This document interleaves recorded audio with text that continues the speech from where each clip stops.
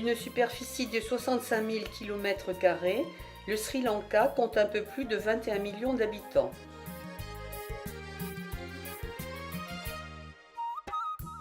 Les populations, à majorité bouddhiste, descendent des migrants arrivés d'Inde au 5e siècle avant Jésus-Christ. Puis, au tout début du XVIe siècle, les Portugais colonisent l'île. En 1658, les Hollandais expulsent les Portugais avant d'être à leur tour supplantés par les Anglais en 1815. En 1948, le pays accède à l'indépendance. Arrivé à Colombo, la capitale, nous avons tout de suite gagné au centre de l'île le triangle culturel, dont les sites sont tous classés à l'UNESCO.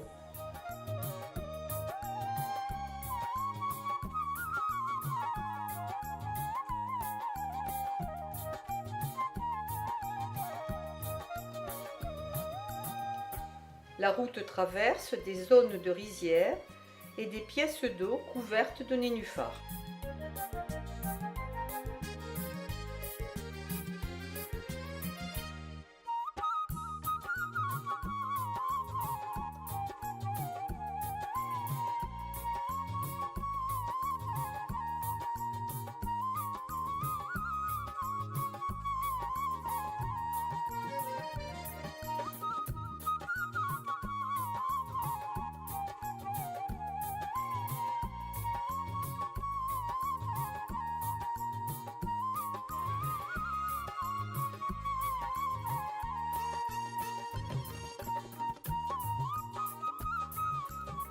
La cité d'Anuradhapura, fondée en 377 avant Jésus-Christ, sera capitale pendant plus d'un millénaire.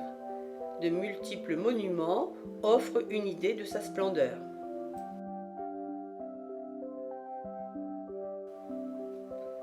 Nous atteignons un grand sanctuaire où une foule importante, tout de blanc vêtus, témoigne d'une grande ferveur religieuse.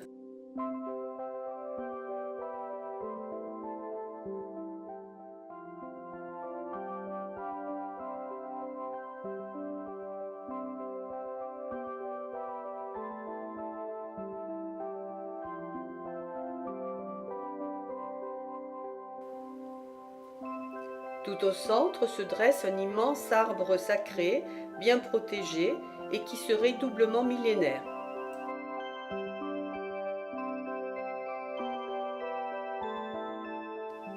Les pèlerins viennent couvrir d'offrandes, ce sont des fleurs ou de la nourriture végétale, tous les petits autels.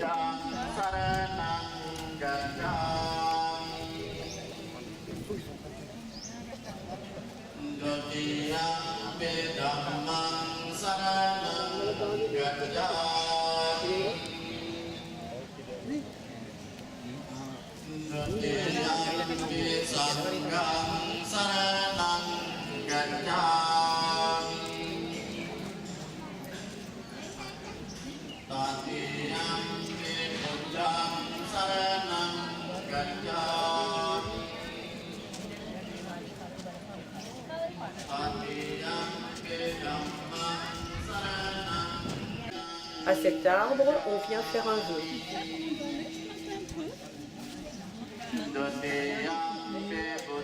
Au sol, on médite, on prie, on lit des textes sacrés.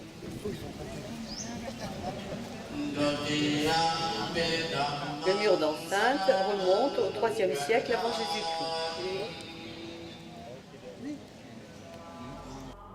Ces vestiges sont ceux d'un ancien palais du IIe siècle avant Jésus-Christ.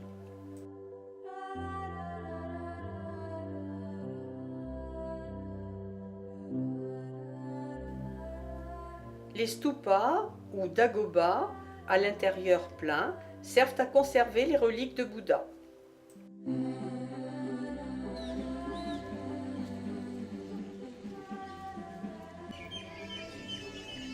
Ce stupa blanc du IIIe siècle avant Jésus-Christ s'élève à l'intérieur d'une enceinte décorée de 360 têtes d'éléphants.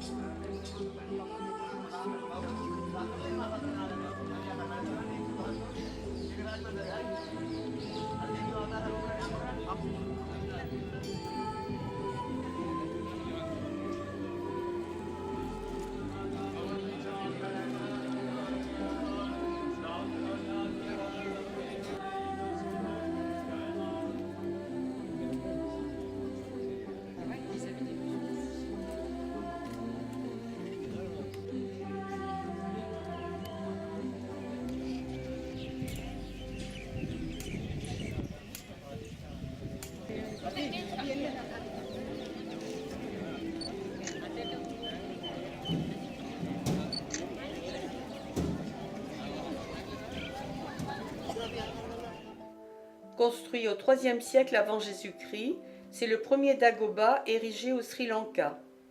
Il abriterait la clavicule droite de Bouddha. Ce grand stupa en briques du 1er siècle avant Jésus-Christ mesurait à l'origine 115 mètres de haut.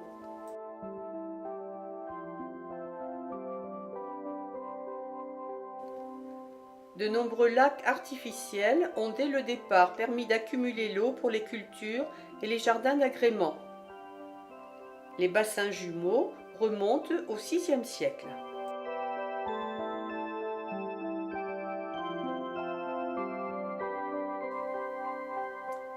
La ville était très étendue et de nombreux vestiges de temples ou de monastères apparaissent disséminés dans la nature.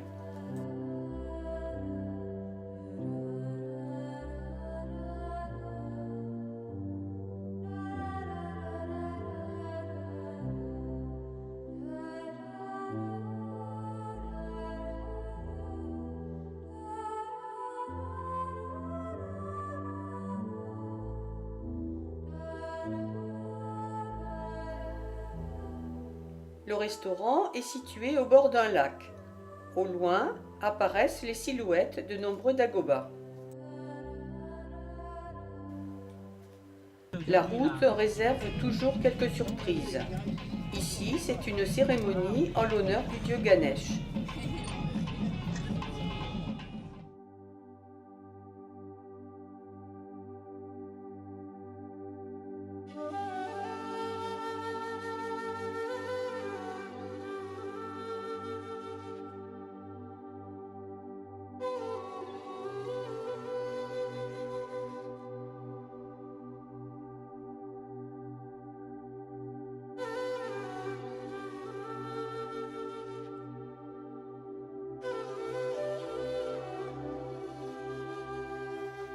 À 13 km de distance, Mihintale est aussi un lieu saint très fréquenté. Après avoir monté beaucoup de marches, on atteint une plateforme avec en son centre un dagoba. Là, il faut enlever chaussures et chapeaux.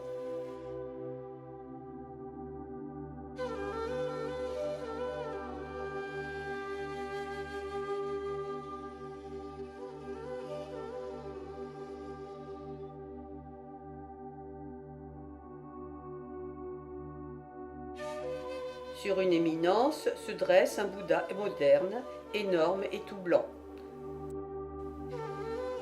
Des marches irrégulières et accidentées mènent à un amas rocheux, d'où le point de vue est splendide.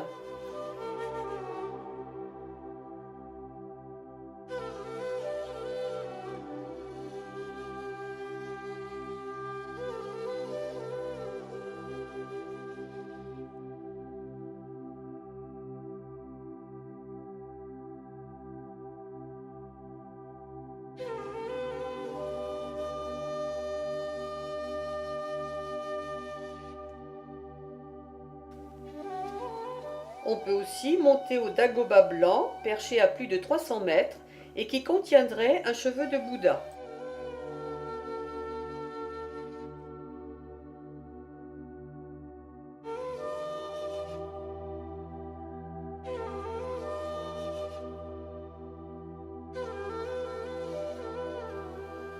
un nouveau jour se lève.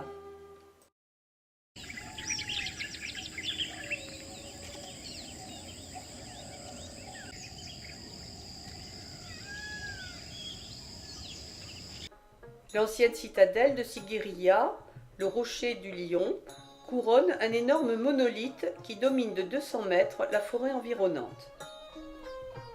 Jardins et bassins s'étendent sur un vaste espace qui mène à la forteresse.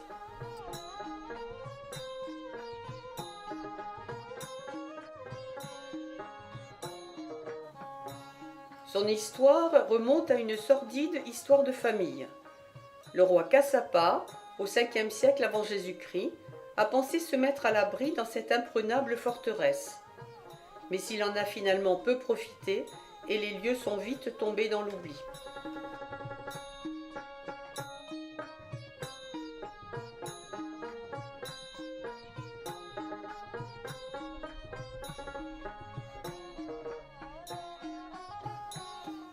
Un étroit escalier en colimaçon mène sous un surplomb rocheux décoré des superbes fresques des demoiselles.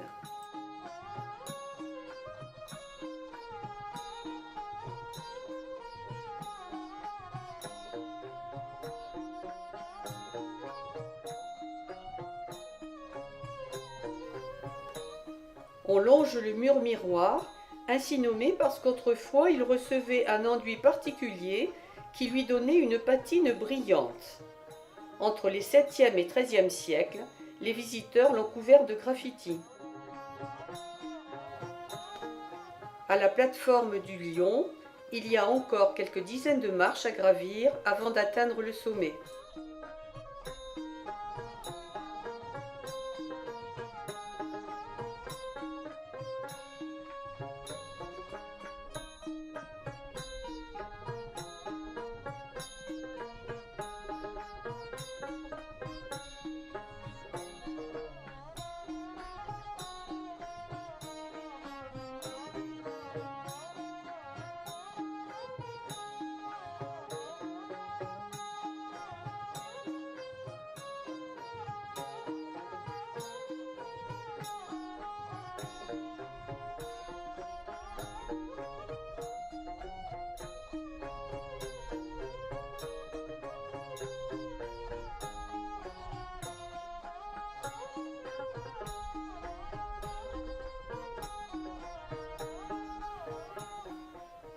À partir de la plateforme, en descendant par un autre sentier, on rencontre une salle d'audience, une petite grotte avec un trône,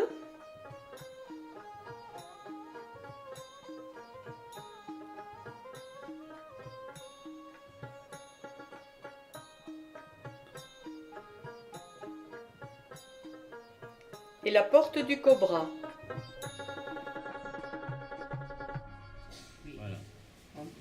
Revenons à une facette plus contemporaine du pays.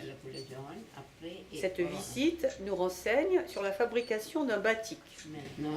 Blonde, jaune et orange. Trois couleurs ici. De la cire est appliquée sur les parties qui ne doivent pas prendre la couleur.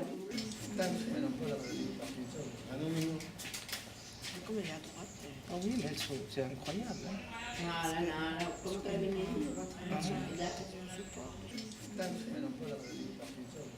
Après un passage dans un fixateur, le tissu est prêt à prendre la couleur. Une jour, ok. Ensuite, c'est couleur. Poudre chimique pour bien fixer la couleur. Deux bains pour en couleur, d'abord mettre poudre chimique pour fixer la couleur. Eau bouillante pour enlever la cire. Et là, ça relève. Puis il faut le débarrasser de la cire. Cette opération est répétée autant de fois que nécessaire. C'est chaud ça. Oui. Sinon, ça ne bouge pas la couleur. Ça s'appelle batik, mais. Yes. Eh oui.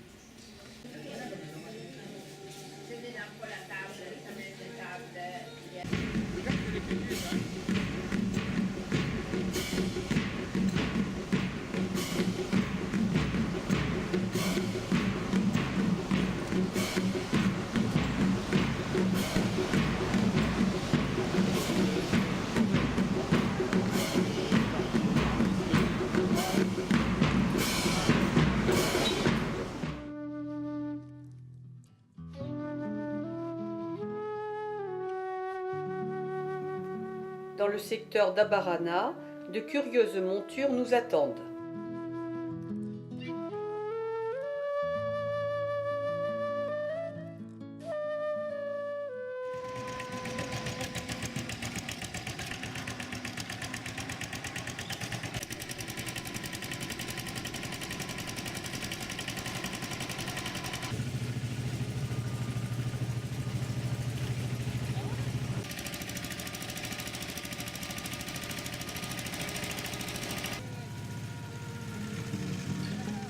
Elles vont nous faire traverser des zones de forêt puis de rizières.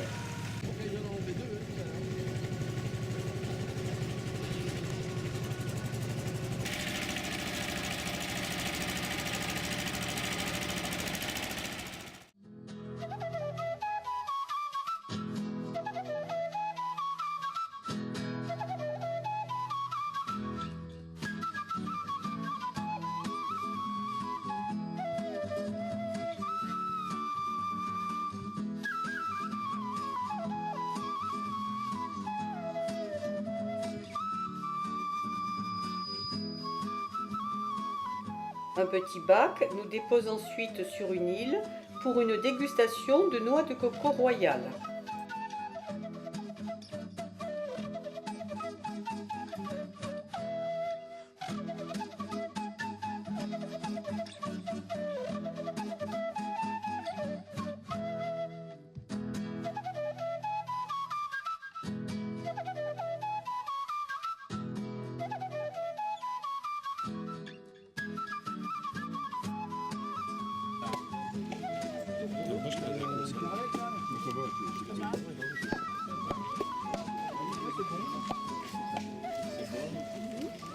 Depuis les cabanes installées dans les arbres, il est possible de surveiller les rizières et d'effrayer les animaux indésirables à l'aide de pétards, les éléphants surtout.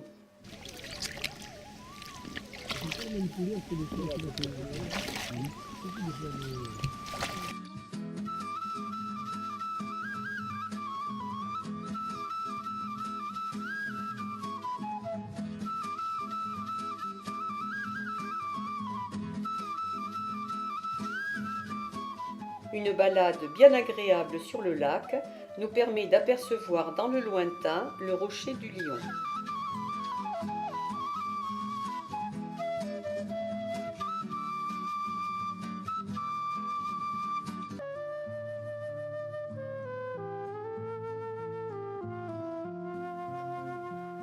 L'heure du déjeuner est arrivée. Il est pris aujourd'hui chez l'habitant, discret et souriant. Présenté dans des feuilles de lotus, c'est un repas simple mais savoureux.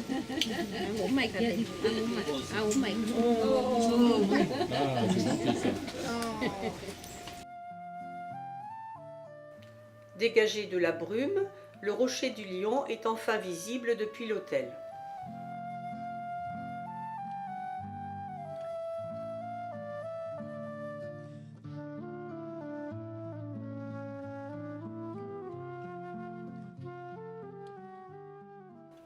Un éléphant se détache au loin sur le paysage embrumé.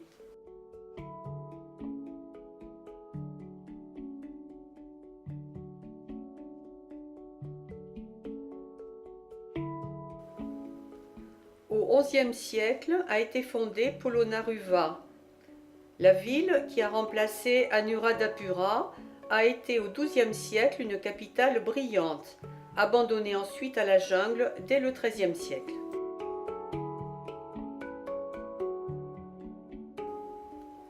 De nombreux monastères, temples et un immense lac avec tout un système de canaux ont alors été réalisés.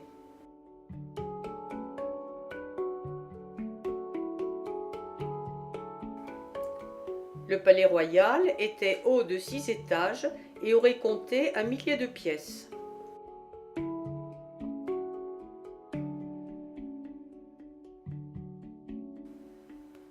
Alimentés par l'eau du canal, les bains royaux, avec à côté les vestiaires.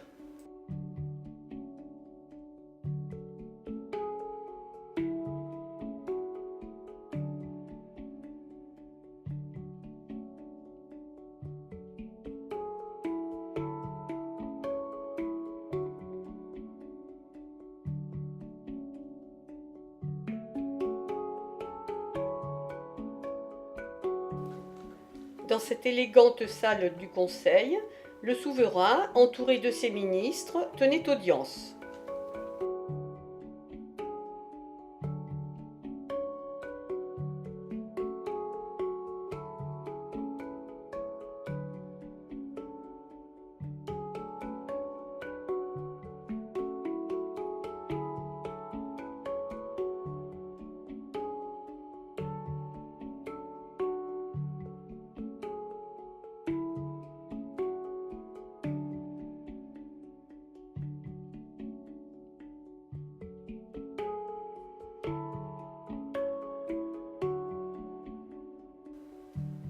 Le quadrilatère renferme les vestiges des monuments majeurs. Ces lieux ont accueilli les reliques de Bouddha quand la ville est devenue capitale. Le Tuparama du XIe siècle est un temple imposant de style hindouiste, le mieux conservé du site.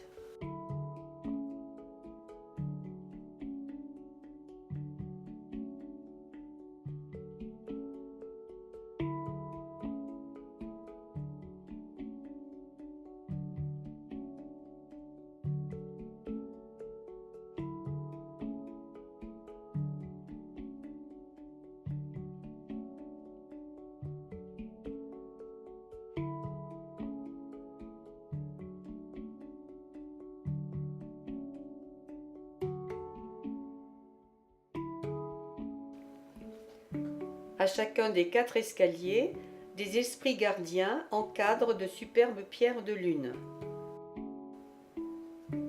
Au sommet veille un Bouddha assis.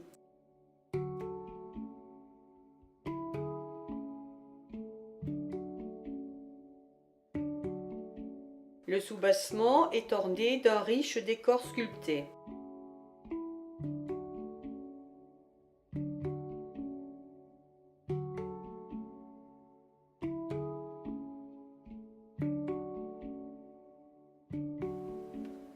Cette énorme dalle de granit est en fait un livre du XIIe siècle.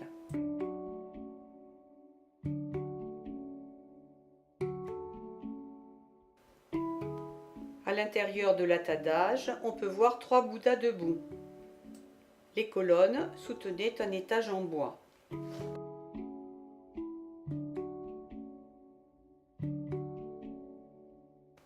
L'utilisation de ce curieux stupa carré n'est pas définie.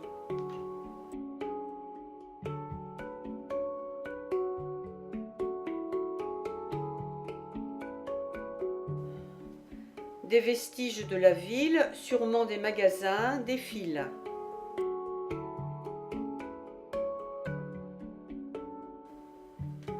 Cet immense stupa en briques est haut de 60 mètres.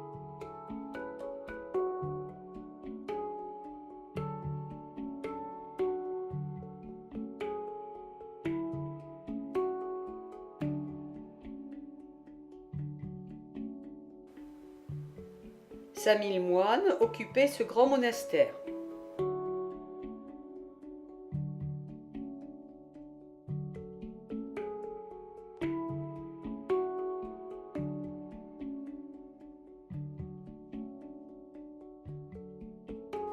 Ce superbe ensemble est constitué de 4 statues de Bouddha taillées dans une paroi de granit.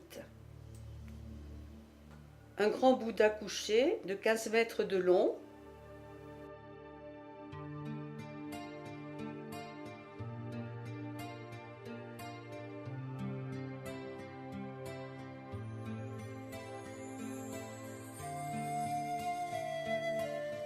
un Bouddha debout, haut de 7 mètres,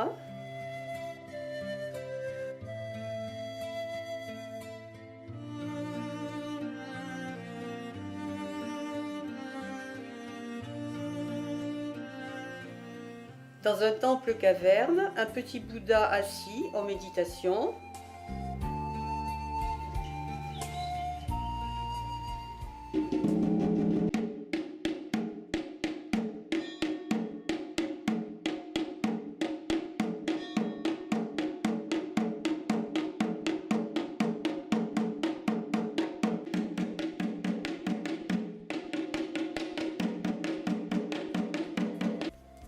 un grand Bouddha assis, également en méditation.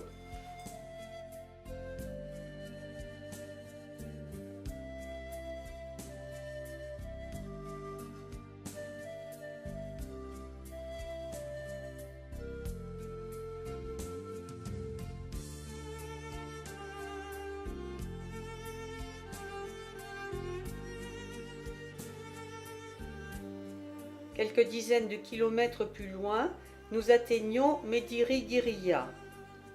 Ce site date du règne d'un souverain d'Anuradhapura du 7e siècle.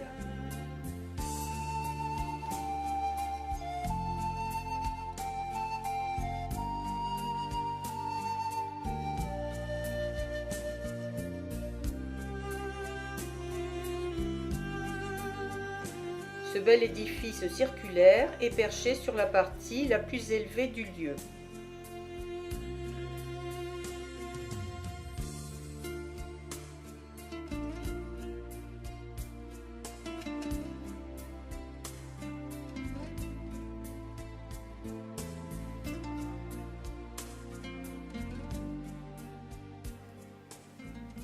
Il n'est pas rare de croiser un éléphant sur la route.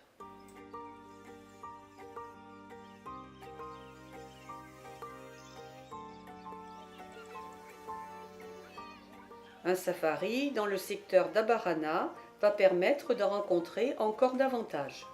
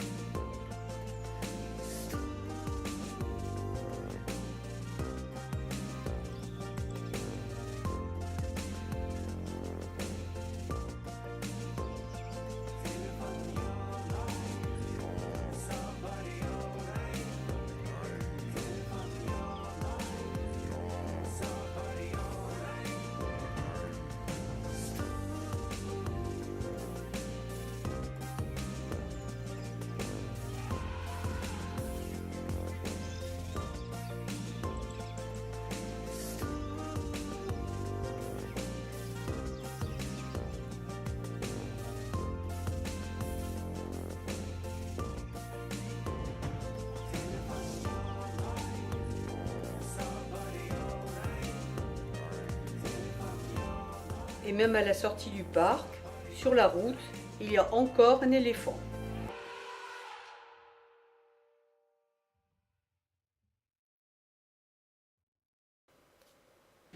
Avant de débuter une nouvelle journée culturelle, nous découvrons l'univers des saris.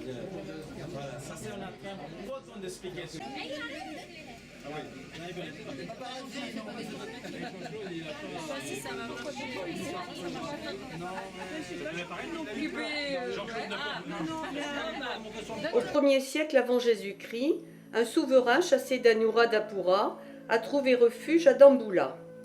Rétabli sur le trône, il a transformé les lieux en sanctuaires, les a embellis pour remercier les moines qui l'avaient accueilli. Au cours des siècles, d'autres embellissements ont eu lieu. 5 cavernes sont remplies de Bouddhas dans diverses positions. Des fresques, souvent du XVIIIe siècle, décorent les parois et les voûtes.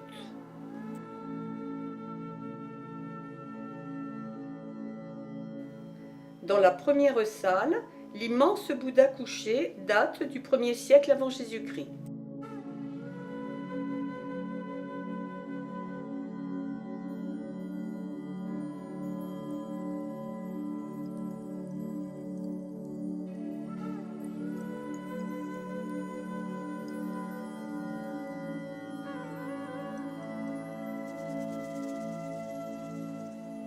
La deuxième caverne est une immense salle avec un Bouddha couché et 54 statues de Bouddha du 1er siècle après Jésus-Christ.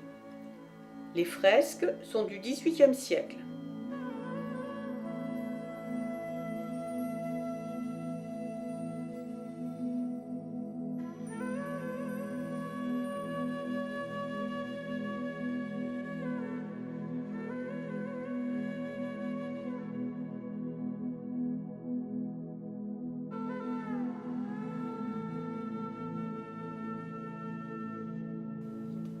Dans cette troisième salle, plus récente, le Bouddha couché est du XVIIIe siècle. La quatrième salle, plus petite, est le site du tout premier temple. Les fresques, parfois en mauvais état, datent du XVIIIe siècle. La cinquième salle a été décorée au XIXe siècle.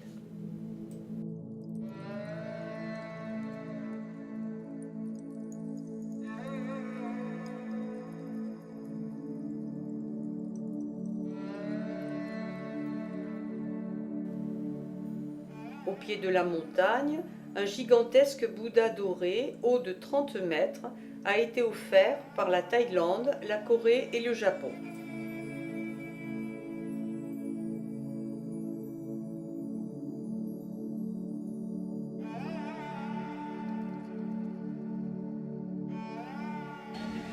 Une activité débordante règne au marché de gros de Dambulla.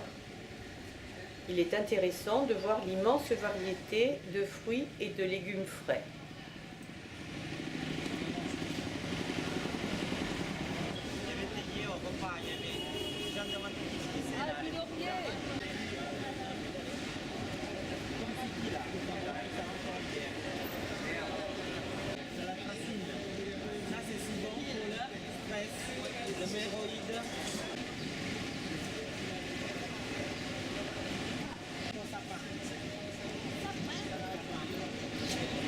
Moi, je connais tous les régimes des arbres pour le problème de santé.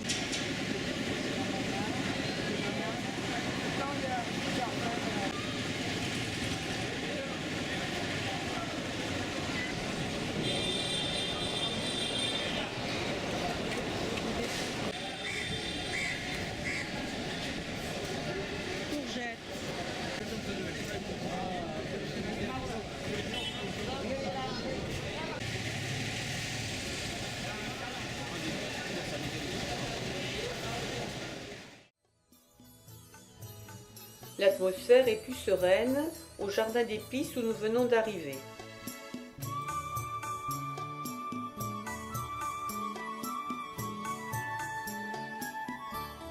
Après une présentation des différentes épices et de leur utilisation, un repas typique nous est servi.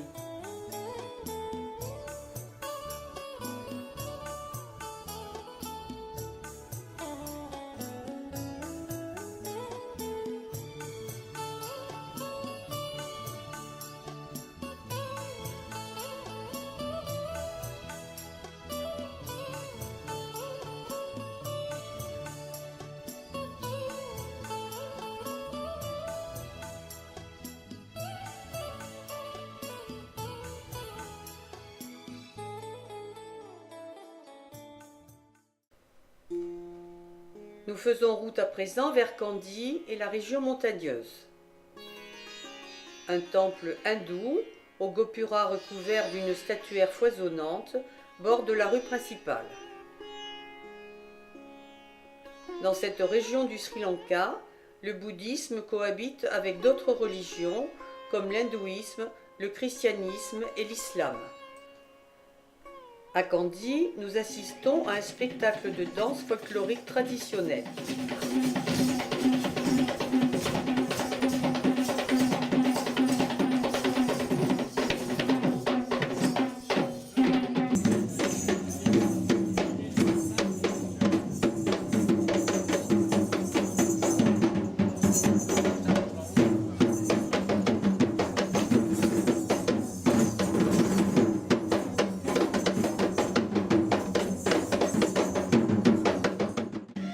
Tout style de danse est rythmé par le battement des tambours.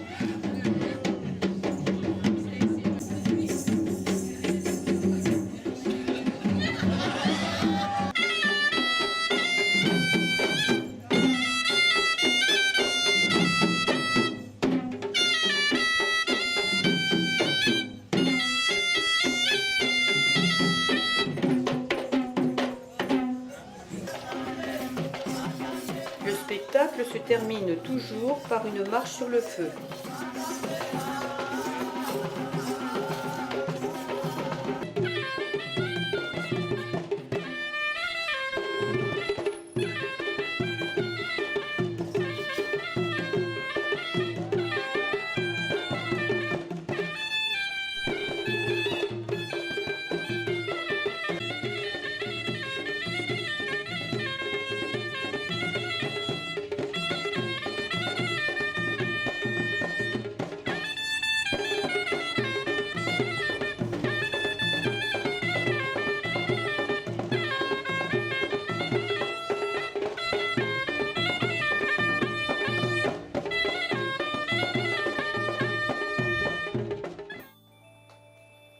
Le temple de l'Adam que nous allons visiter à présent est constitué d'un ensemble de bâtiments à l'intérieur d'une vaste enceinte.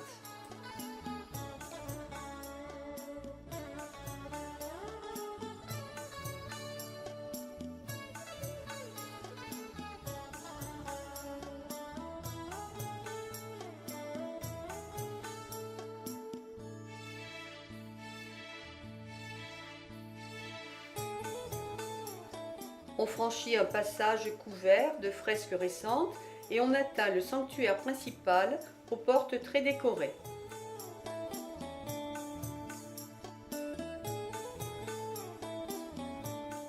Une grande salle renferme des statues de Bouddha et une série de peintures illustrant la légende de la relique de l'Adam jusqu'à son arrivée à Kandy en 1592.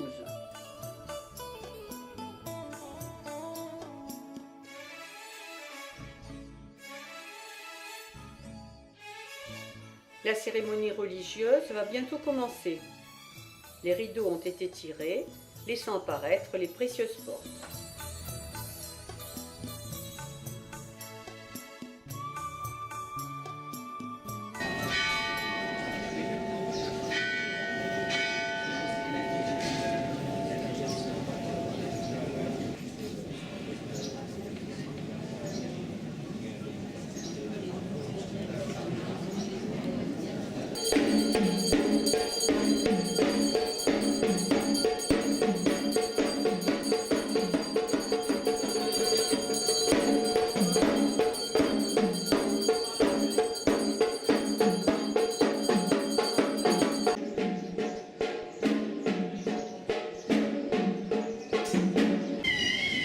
À l'étage, une salle ouverte seulement lors des 3 prières quotidiennes abrite la relique de l'Adam.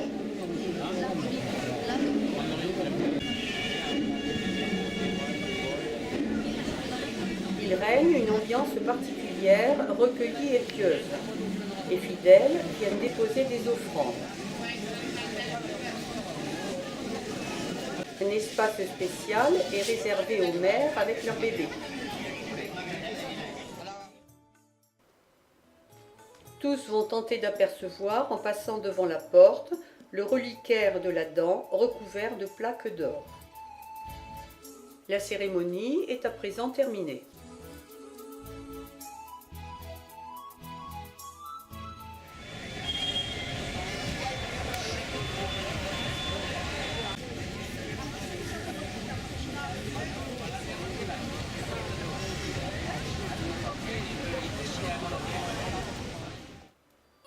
centre de la ville, le lac a été réalisé par un souverain de Candie en 1807.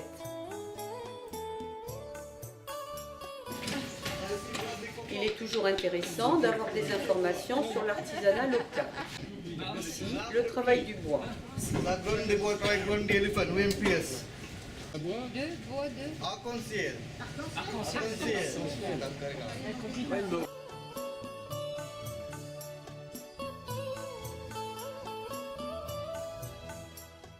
Là, un atelier de pierres précieuses.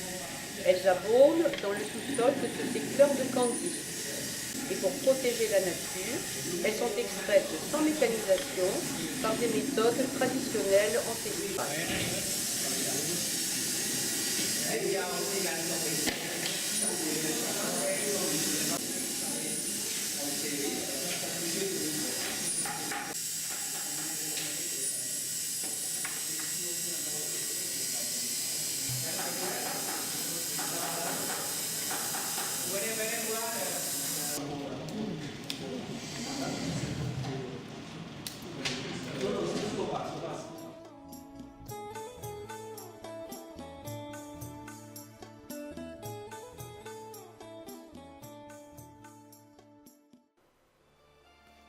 Ces immenses jardins, étendus sur 60 hectares, avaient été aménagés dès le XIVe siècle par les souverains de Candie pour servir de jardin d'agrément.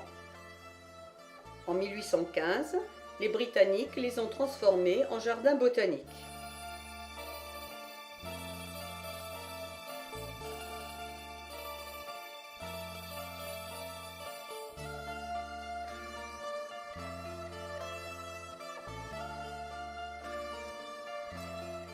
Ce jardin est très riche de toutes sortes d'espèces, souvent spectaculaires.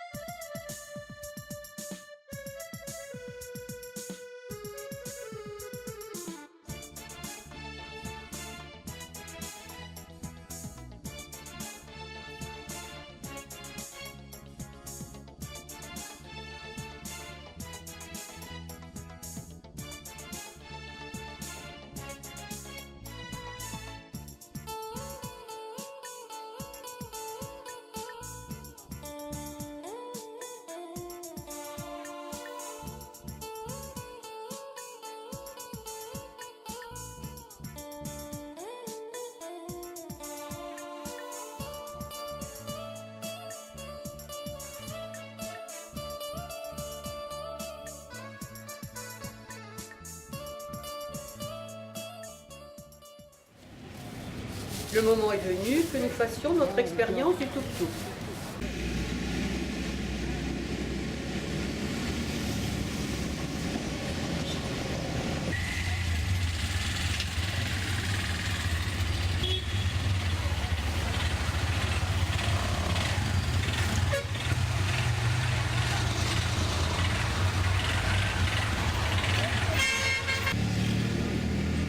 Ça y est, nous plongeons dans la dense circulation de Candie.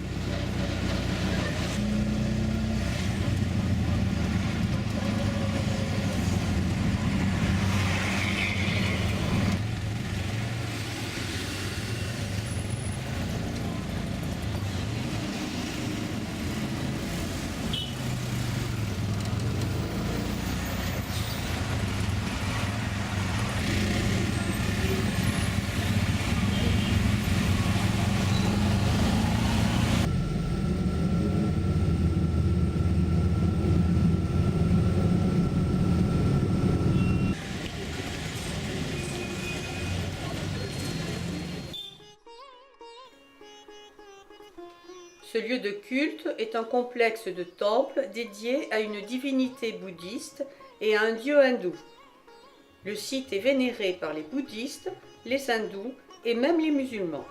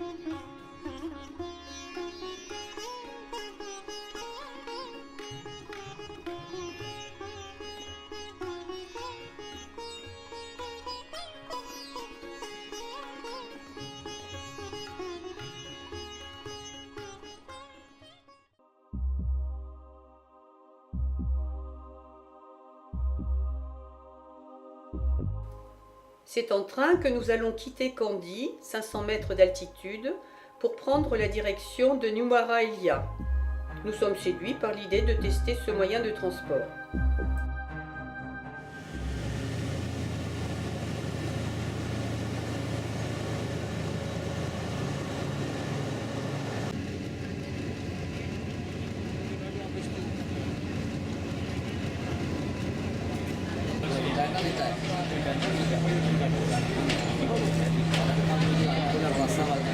Il faut vite déchanter. Le groupe doit être poussé pour pénétrer dans le wagon. Là, c'est un voyage pressé-compressé.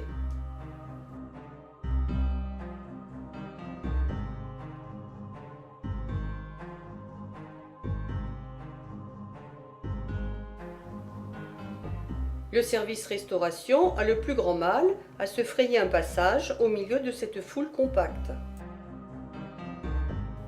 Et nous ne sommes pas mécontents d'arriver à Gombola 35 minutes plus tard.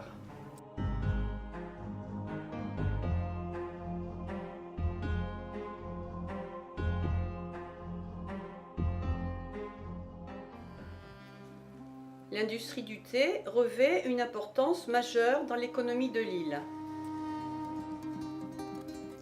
La région montagneuse offre un relief et un climat propices à cette culture. Le thé de haute altitude, plus de 1200 mètres, est le plus prisé.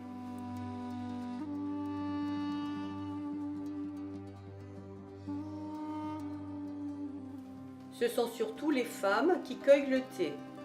La récolte se fait à la main, tous les 6 jours, en prélevant le bourgeon et les 2 premières feuilles.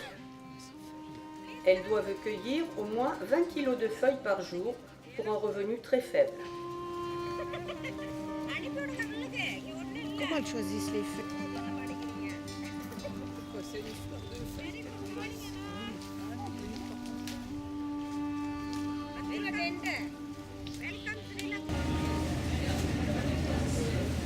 Les feuilles sont d'abord séchées 12 heures pour éliminer en partie l'humidité.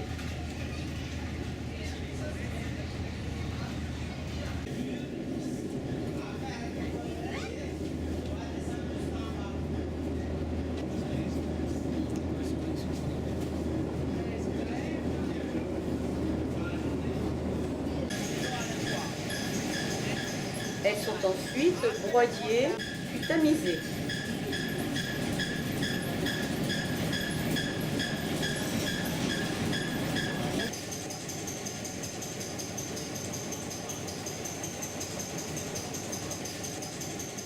Le thé vert ne subit pas de fermentation. Pour le thé noir, les feuilles sont mises à fermenter puis chauffées dans un four.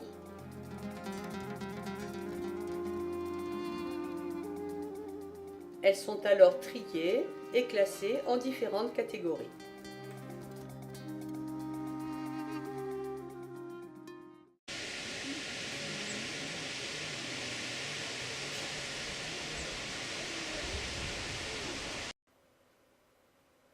La route serpente en grimpant entre les plantations. Plantations de thé, de légumes, de fruits et de fleurs.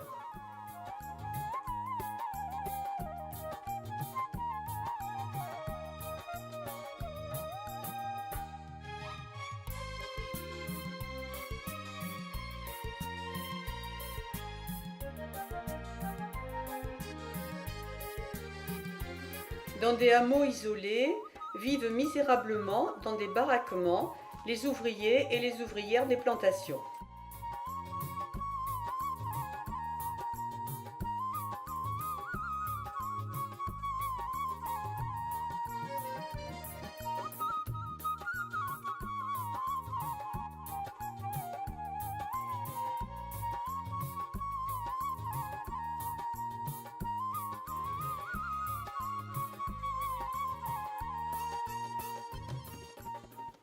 Nuwara Eliya est à 1900 mètres d'altitude la ville la plus haute du Sri Lanka. Elle a été créée par les Britanniques au XIXe siècle pour fuir la chaleur littorale. On retrouve sur les étals du marché les produits de la région.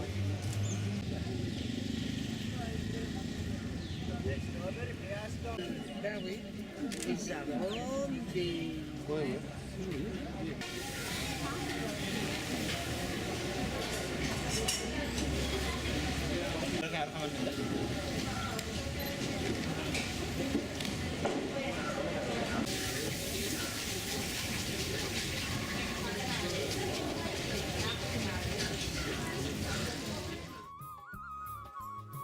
Que ce soit les bâtiments et les installations, tout est resté très anglais.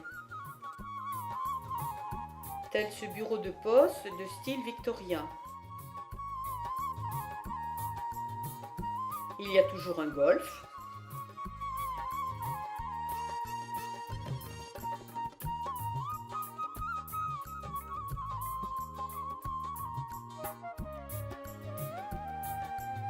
Les hôtels, dont le nôtre, sont souvent de style victorien.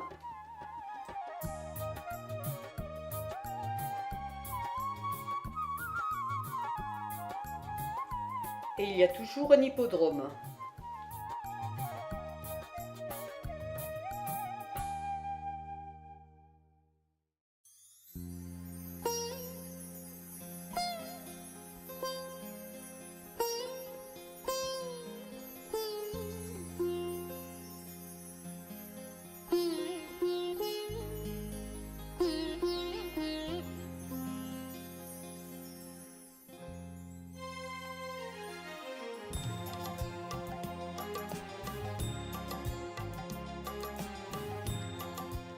Peu après le départ de Nuwara Eliya, à flanc de montagne, un petit temple hindou, or et ocre, dédié au dieu Hanuman, se trouve tout au bord de la route.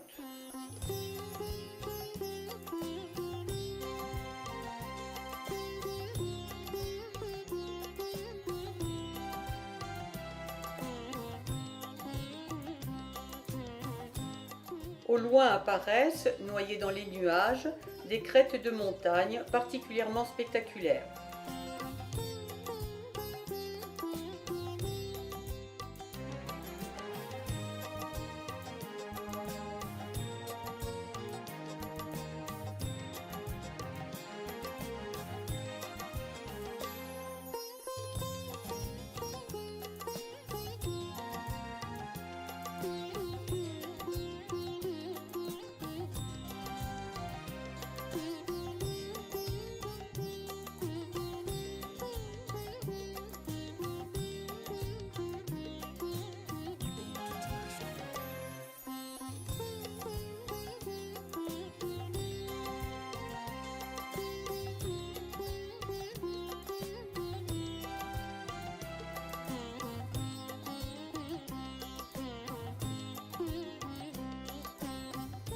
La route traverse de superbes paysages de montagne, avec parfois des à-pics vertigineux.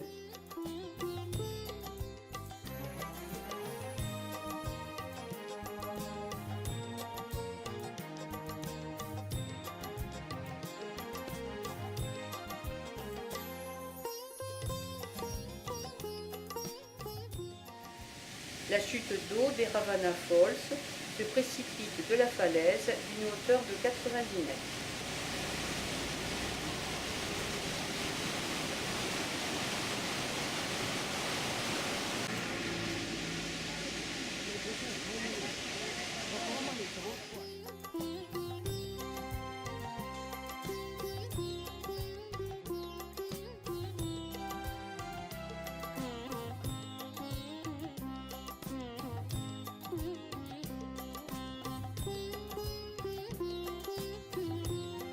Nous avons retrouvé la plaine et ses rizières.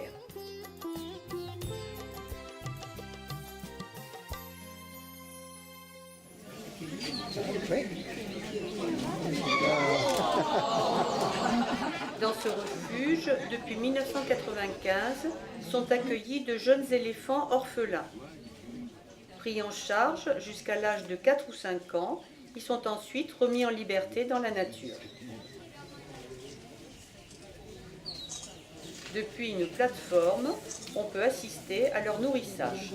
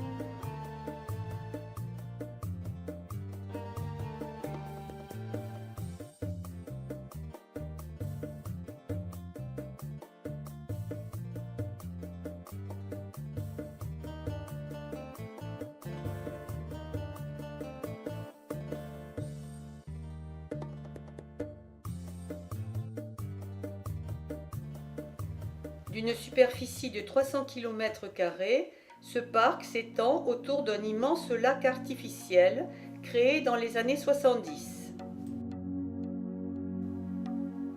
Il est le refuge d'une faune variée. On peut y voir de nombreux éléphants, mais aussi des buffles d'eau, des crocodiles et de nombreux oiseaux.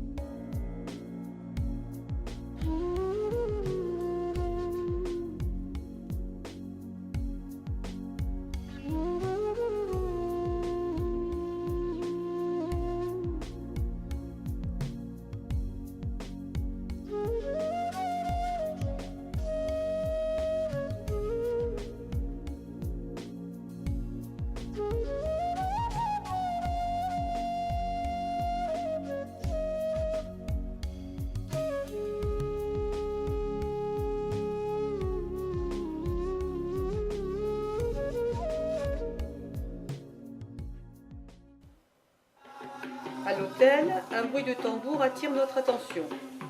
C'est un mariage qui se rend à la salle de banquet préparée à cet effet.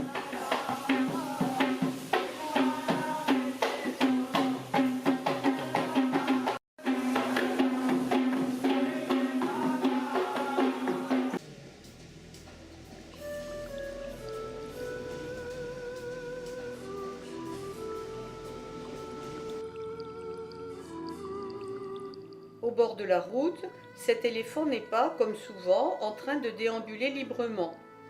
Attaché par une patte, il appartient sûrement à un propriétaire qui tient à le garder.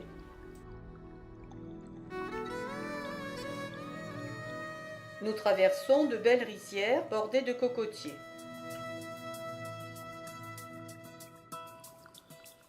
Sur certains arbres ont élu domicile de nombreuses chauves-souris.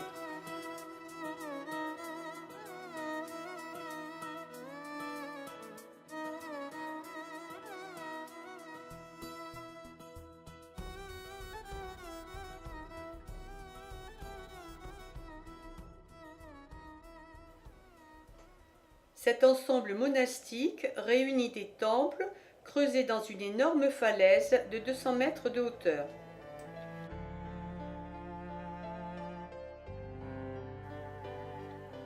Une montée de 600 marches conduit au sommet d'où se dévoile un splendide panorama sur les alentours.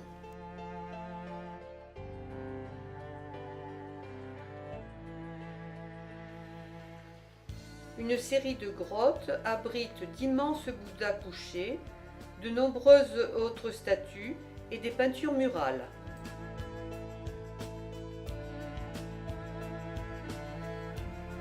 Ces temples remontent au IIe siècle avant Jésus-Christ, mais ont souvent été restaurés et modifiés au XVIIIe siècle.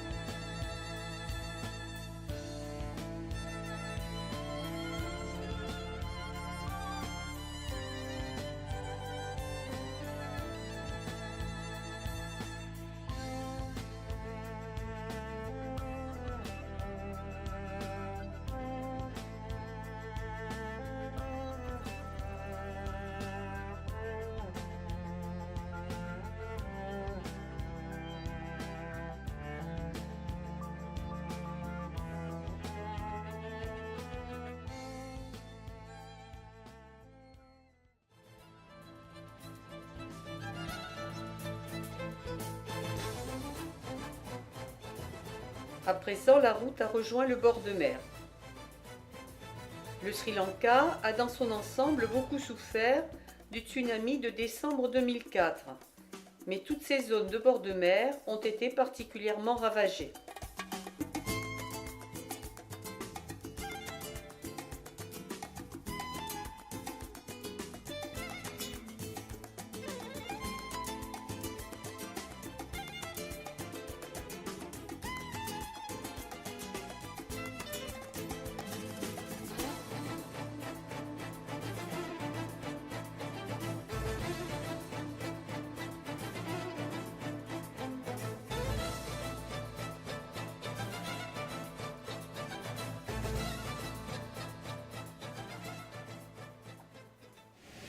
Nous traversons un secteur où l'on peut observer le spectacle insolite des pêcheurs sur pilotis. C'était la tradition. Aujourd'hui, c'est surtout devenu une exploitation touristique.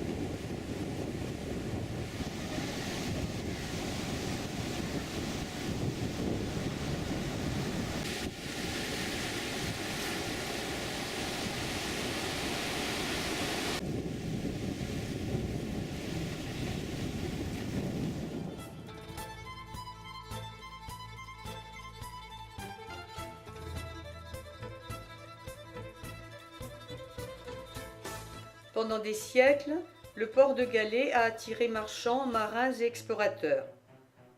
En 1589, les Portugais érigent un fort sur le promontoire. Puis en 1640, le fort passe aux mains des Hollandais. Et au XIXe siècle, Galets devient une ville coloniale anglaise. Grand port jusqu'en 1870, Galets a ensuite souffert de la concurrence de Colombo.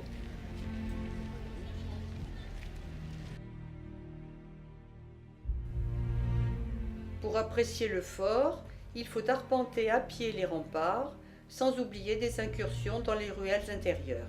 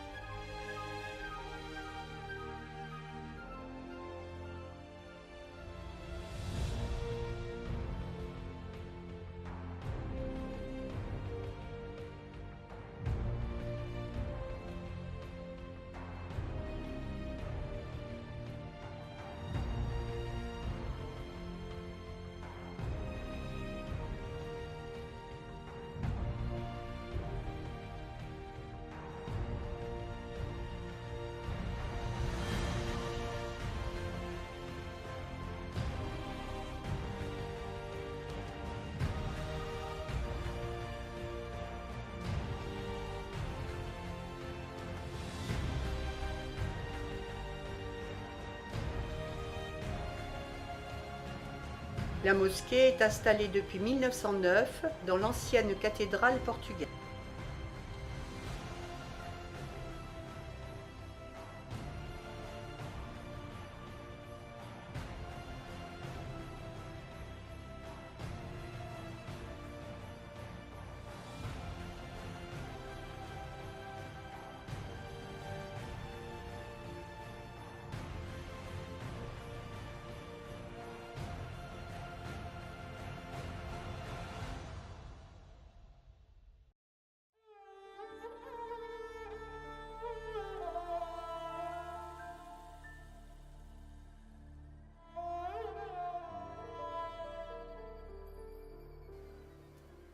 Le cadre se prête bien à des photos de mariage.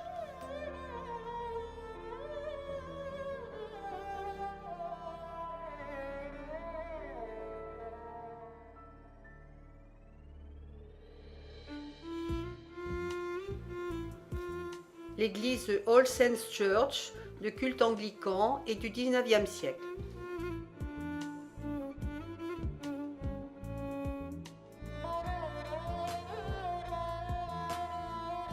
L'église réformée hollandaise date du XVIIIe siècle.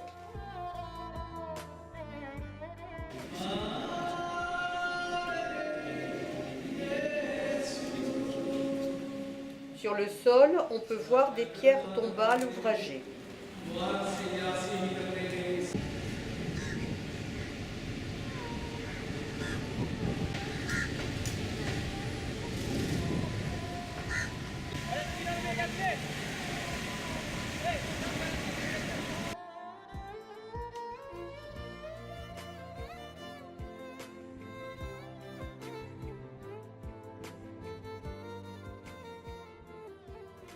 Cet immense Bouddha sur la côte sud-ouest de l'île est un don des Japonais après le tsunami.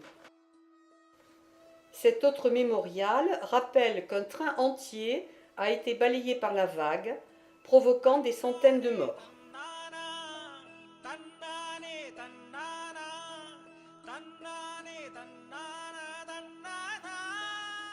Ambalangoda est un centre de fabrication de masques.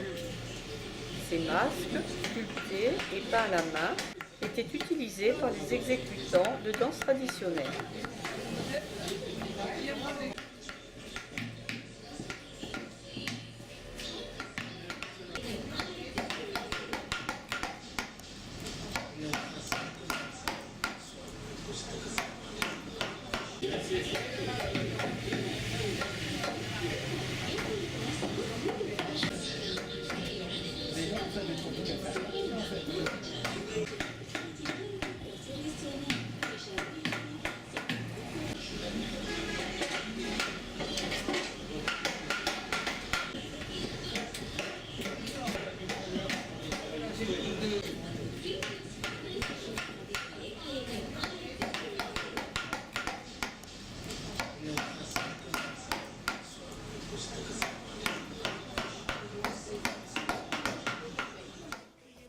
Le musée présente une superbe collection de masques.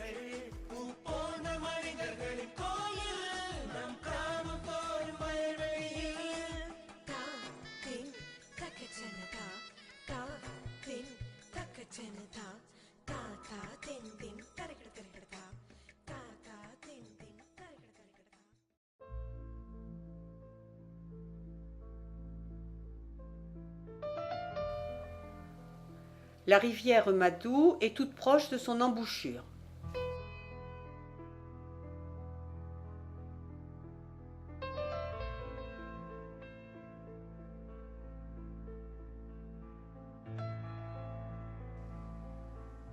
Une balade en bateau nous permet de découvrir ces rives occupées par la mangrove.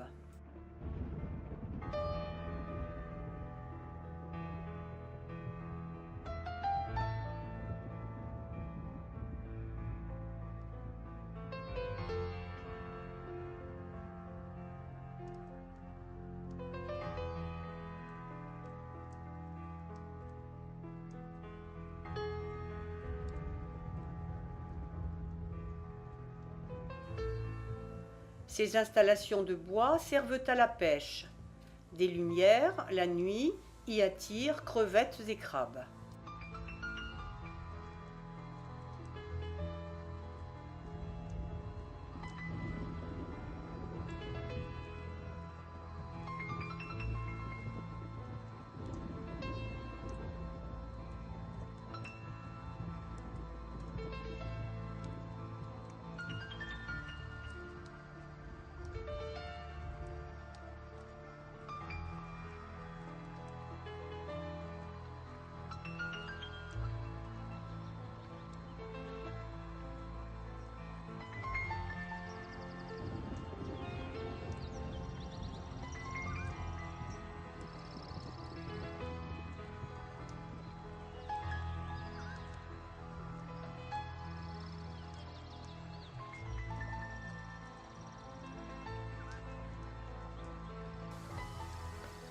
Nous avons ici l'exemple d'une ferme qui pratique l'élevage de petits poissons utilisés dans des salons de massage.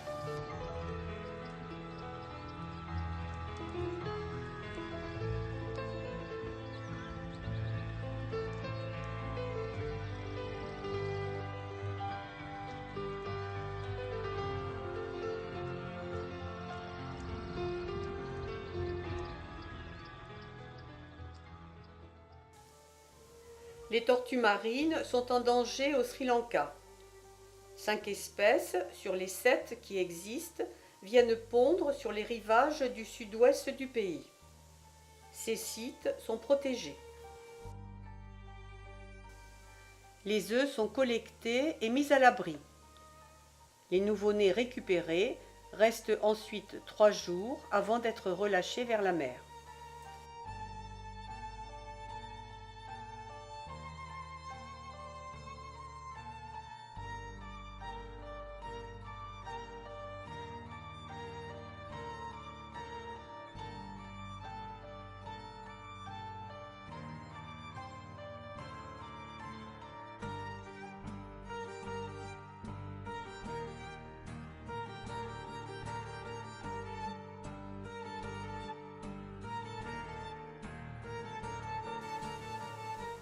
D'autres bassins accueillent des tortues adultes blessées ou mutilées.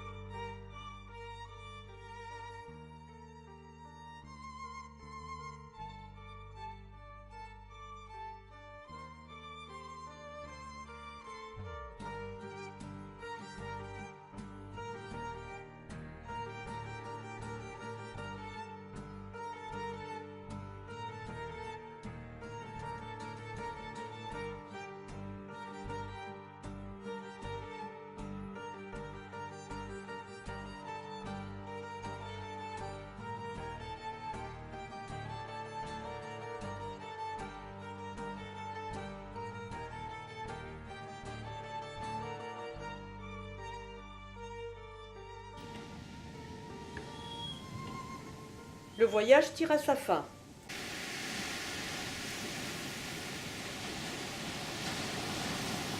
Il nous reste encore à découvrir le littoral le long de l'hôtel, voir quelques oiseaux et observer de plus près une embarcation de pêche.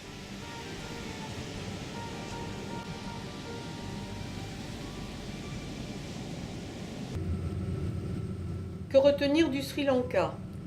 Les délices de la circulation dans les villes, peut-être, mais aussi la grande diversité de ses monuments et paysages, et surtout le sourire et la gentillesse de ses habitants.